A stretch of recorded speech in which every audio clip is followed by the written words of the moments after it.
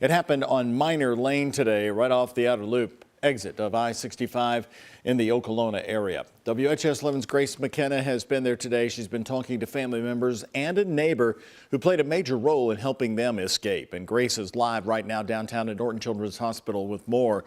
Grace, do we know yet how this fire started?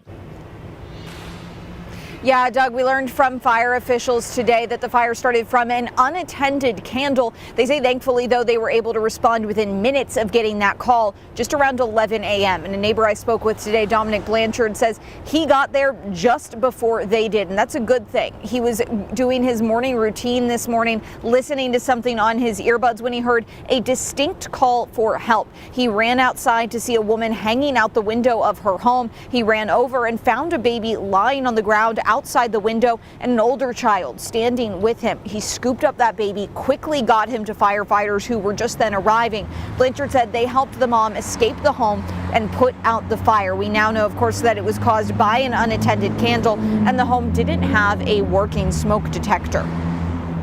This is a sad but good point of making of that without one, these three people had to jump out a window versus if they had one, it could have warned them a little bit quicker and they could have got out a door. The woman and two children were transported to a local hospital, and fire officials tell us mom is stable. The two children are in critical condition.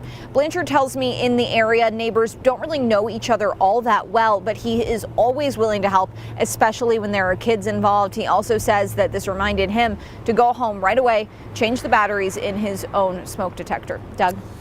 Well, Grace, you've also been talking to family members out there today of the mother and the children. What are we learning about them tonight? Yeah, I met Francisco Morales today, Doug. He lives in the neighborhood as well and was kind of taking care of the home while his family was in the hospital. He says that mom has some soreness in her throat, but is doing okay. He's spoken to her. They're mostly really worried about those two children. And he says that the father of the baby is actually in the military. They're a little worried about whether or not he'll be able to make it home to Kentucky now.